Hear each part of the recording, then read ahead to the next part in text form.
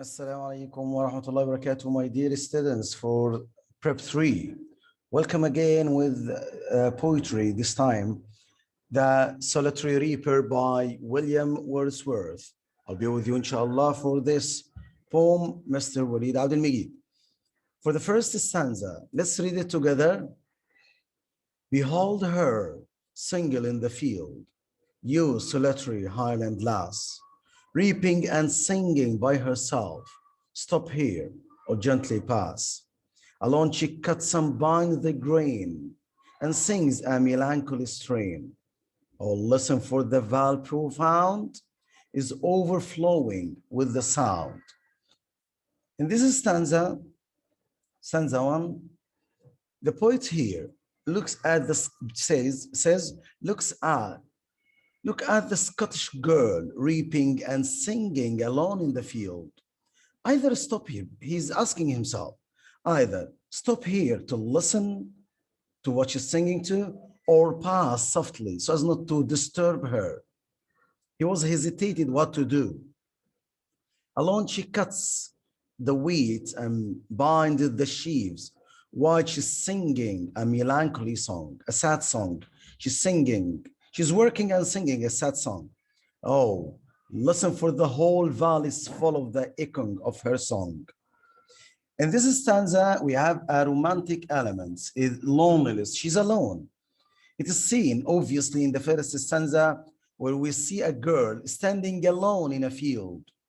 Also, the words single, solitary, by herself, and alone are repeated in the first stanza, and they are all referred to loneliness, melancholy, sadness. Sadness here is presented in the girl because she is singing a sad song with a sad tune. Melancholy became one of the most important, powerful elements of Romanticism in the 19th century. Nature is the background. We can picture the background. Let's imagine together this girl is singing in the field. Let's imagine the background. The girl is standing in a field, bending and cutting the grain. Also, she talks about the valleys in the first stanza and the hills as well in the fourth one. With the second stanza, it says, no nightingale did ever chant more welcome notes to a weary band of travelers in some shady haunt.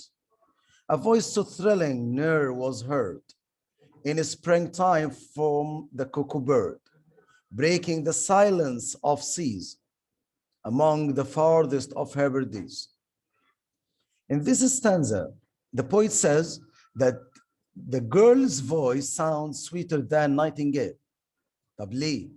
عشان her song tells a tired traveler that they have at last reached a cool and pleasant shade after a long hot journey in the Arabian sands. صوت تفاؤل. Her voice is also more beautiful than the voice of cuckoo bird when it disturbs the silence of the seas surrounding Hebrides. Hebrides ده يا جماعة اللي هو منطقة ثلجية جدا، جزر.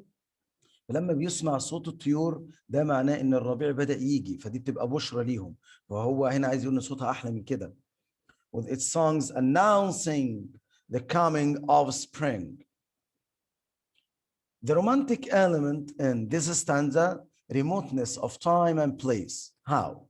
In the second stanza, the poet compared the girl singing to ايه بقى يا جماعه؟ A nightingale in Arabia or cuckoo bird in the Hebrides Islands. And both Arabia and Hebrides were considered far and strange. For whom? To the Englishman of the early 19th century. ان هو شبههم بالجزيره بالصحراء العربيه والهيبردز، ودي كانت حاجات اشياء غريبه واماكن غريبه على الشعب الانجليزي. Stanza 3. Will no one tell me what she sings? Perhaps the plaintive numbers flow for all unhappy far off things and battles long ago. Or is it some more humbly familiar matter of today? Some natural sorrow, loss, or pain that has been, and maybe again. In this stanza, William Wordsworth says, the girl's voice was even strange to the poet. Why? Because it was a Scottish dialect, لكنة كده إيه, Scotch. He wonders about the theme of the song. إيه الأغنية دي بتتكلم عن إيه? He starts the first stanza with a rhetorical question saying, will no one tell me what she sings? Maybe he's expecting, but maybe she's singing a sad song about ancient tragedies or battles. Or maybe she's singing of something more simple, of a present sorrow or pain. It has happened once or may happen. هو بيتساءل ومش عارف إجابة السؤال ده هي بتغني إيه. The romantic element in this stanza, melancholy, sadness. The girl is presented singing a sad tune. Melancholy became one of the most important, powerful elements of romanticism. It's repeated in stanza 1. Stanza 4. Whatever the theme the maiden sang, if her song could have no ending, I saw her singing at her work, and o'er the sickle bending, I listened, motionless and still. And as I mounted up the hill, the music in my heart I bore, long after it was heard no more. لا ده استمتع جدا بالأغنية دي حتى بعد ما مشي. إزاي؟ In this stanza, let's paraphrase it together. I don't know what she was singing about, but she sang as though her song was endless. ليه endless بالنسبة لك؟ I listened without moving and saw her singing and working. Then I started walking away. As I was walking up the hill, I carried her song in my heart. For a long time, after my ears couldn't hear it anymore, after leaving her, he could يعني restore بيسترجع تاني يا جماعة صوتها والصوت مش قادر يفارق ودنه. Even ان هو الاغنيه ما بقاش يسمعها بودنه بجد. The romantic elements, nature in the background, we had it in the first stanza. We can picture the background. The girl is standing in the field. نتخيل المنظر مع بعض يا جماعه. Bending and cutting the grain. هي مطيعه عماله تقطع الجرين. Also, he talks about deep valleys in the first stanza and hills in the fourth stanza. لما قال I mounted up. Recollection. The poet has carried the music in his heart after his ears stopped to hear it. The music that has been born in his heart makes him recollect the song. يسترجع كده ايه يعمل recollection للسونج بتاعتها عشان يقدر يسمعها تاني. فدول طبعا رومانتيك. فاحنا في الرومانتيك elements stanza 1 we have romantic elements. عندنا الميلانكولي, remoteness, nature in the background, recollection. فنجمع دول. And finally, we have here some questions. What was William Wordsworth mainly interested in? He was mainly interested in man's relation to nature. علاقة الإنسان بالطبيعة. ولذلك William Wordsworth was called يا جماعة nature lover. لأنه دايما بيحب كده. بيحب إيه يوصف الطبيعة. What's the girl doing? She's cutting the grain and singing. What does the poet ask us to do? He asks us either to stand by, تقف تسمع, and listen to the girl singing, or pass quietly, ليه يا عم? So as not to disturb her. عشان بلاش إزعاج, سيبها تغني. What does the poet compare the girl's voice to? بيشبه صوتها بإيه? The poet compares her voice to a nightingale and cuckoo bird. He says that the girl's voice is even sweeter and more beautiful than these voices. What does the nightingale say in its song?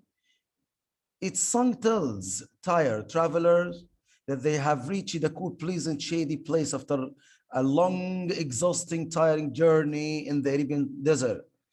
إن بعد رحلة طويلة في الصحراء انتوا وصلتوا مكان فيه ظل ومية، فدي طبعا تبقى فرحة جدا لأي travelers. Why does the cuckoo bird break the silence of the seas? طبعا طول ما الدنيا ساقعة وفي تلج بينزل مفيش طيور بتطير، فلما يبقى في طيور ده معناه ان الشمس قربت. It breaks the silence of the seas to announce the arrival of spring. Does the poet understand the theme of the song? No, he doesn't. Because of the girl is singing in Scottish dialect. بلكنة غريبة شوية عليه. Scotch. What does he say it may be about? قال إن هي about all tragedies or battles or present sorrow, which has happened or maybe happened again. Why does he say her song is endlessly? Because he carried the music in the heart even when he went up the hill and couldn't hear her voice anymore. And here we have some questions. Question number 12. What is the relationship between the girl and the title of the poem? The title of the poem, The Solitary Reaper. Solitary means lonely. Reapers mean a person who reaps. A person who reaps. We have a clear relationship here between the title and the girl. The girl is standing alone in the field. She's cutting and reaping the wheat by herself. So the poet gets the title Solitary Reaper from the girl who is standing and reaping alone.